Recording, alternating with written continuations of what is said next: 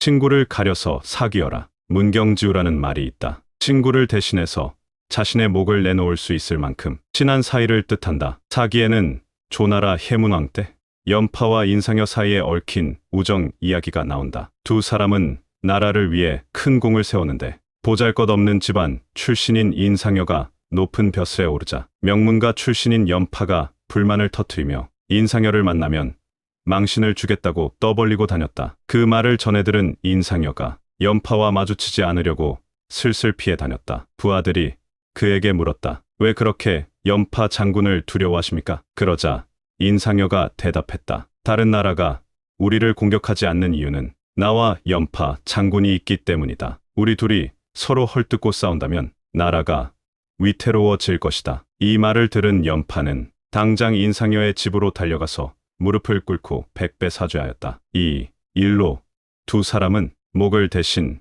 내어놓을 수 있을 정도로 절친한 친구가 되었다. 불행하게도 다산에게는 이런 친구가 없었다. 당파 싸움의 와중에서 예전에 성균관에 다닐 때는 친한 벗이었던 사람들이 철천지원수 같은 적이 되었다. 다산이 성균관 유생이었던 시절에 우수 학생들을 모아 상을 주는 행사가 있었는데 정조와 정약용은 그때 처음 만났다. 10여 년 연상인 정조는 한눈에 다산의 됨됨이를 알아보고 자주 불러 가까이 하였다. 이때 다산과 함께 정조의 부름을 받았던 인물들이 20년 뒤에 나라의 중책을 맡게 되었다. 처음에는 나라의 발전을 위해 뜻을 모으자고 다짐했던 사람들이 정파가 갈리면서 서로 간에 해칠 궁리만 하는 사람들로 변해버렸다. 동서고금을 막론하고 부모들이 자식들에게 친구를 잘 사귀라고 말하는 것은 너무나도 판에 박힌 말이다. 자식이 부모 다음으로 많은 시간을 보내고 영향을 받는 사람이 바로 친구이기 때문이다. 훌륭한 친구를 사귀면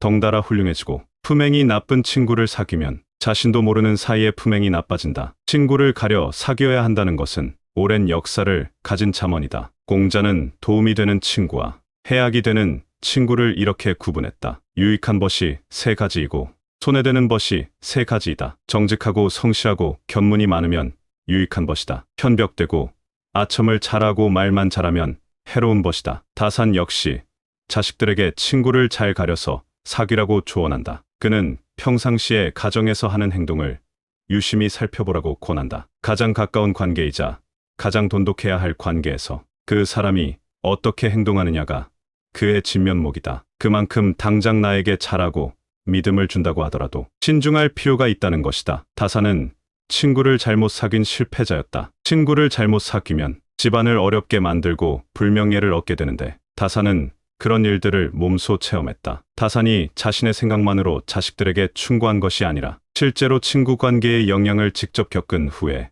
강력하게 충고한 것이다. 다산 정약용은 조선 후기의 대표적인 실학자입니다. 그는 28세에 대과에 급제하여 정조의 총애를 받으며 정치적으로 성공했지만 하루아침에 죄인으로 전락하여 유배를 떠나게 됩니다. 천주교를 믿었다는 혐의를 받고 반대파의 정치적인 공격에 희생되기도 하였습니다. 그가 유배지에서 자식들을 위해 편지를 쓰면서 험한 세상에서 살아남는 법을 가르치려 하였습니다. 친구를 가려서 잘 사귀라는 그의 가르침을 되새겨 여러분의 인간관계에 도움이 되었으면 합니다. 이상 신압으로 명언이었습니다.